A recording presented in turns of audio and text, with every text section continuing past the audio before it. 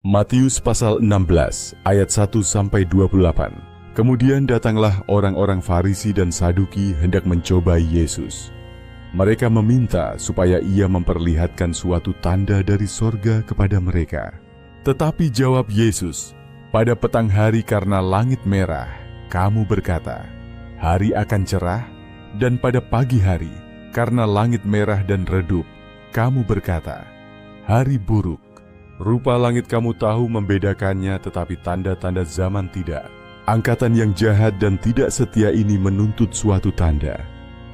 Tetapi kepada mereka tidak akan diberikan tanda selain tanda Nabi Yunus." Lalu Yesus meninggalkan mereka dan pergi. Pada waktu murid-murid Yesus menyeberang danau, mereka lupa membawa roti. Yesus berkata kepada mereka, "Berjaga-jagalah dan waspadalah terhadap ragi orang Farisi dan Saduki."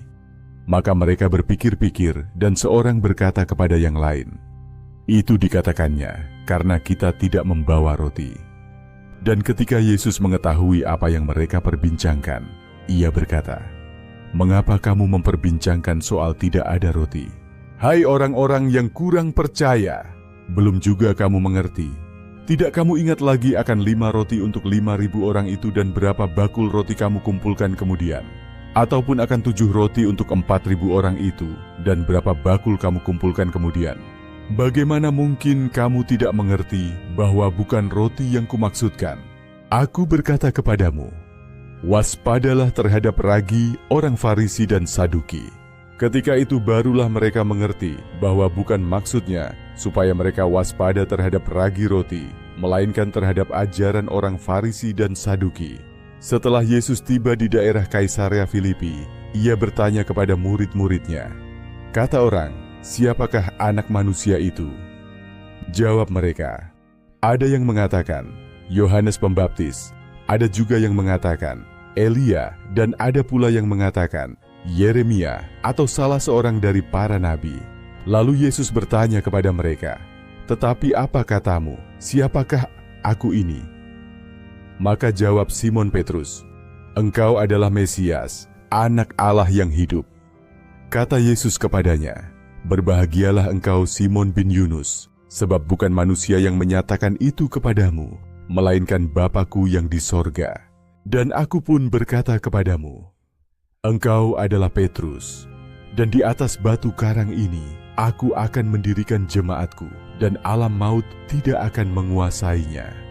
Kepadamu akan kuberikan kunci kerajaan sorga. Apa yang kau ikat di dunia ini akan terikat di sorga, dan apa yang kau lepaskan di dunia ini akan terlepas di sorga." Lalu Yesus melarang murid-muridnya supaya jangan memberitahukan kepada siapapun bahwa ia Mesias. Sejak waktu itu Yesus mulai menyatakan kepada murid-muridnya bahwa ia harus pergi ke Yerusalem dan menanggung banyak penderitaan dari pihak tua-tua, imam-imam kepala dan ahli-ahli Taurat, lalu dibunuh dan dibangkitkan pada hari ketiga. Tetapi Petrus menarik Yesus ke samping dan menegur dia, katanya, "Tuhan, kiranya Allah menjauhkan hal itu sekali-kali takkan menimpa engkau." Maka Yesus berpaling dan berkata kepada Petrus, "Enyahlah iblis, engkau suatu batu sandungan bagiku, sebab engkau bukan memikirkan apa yang dipikirkan Allah, melainkan apa yang dipikirkan manusia."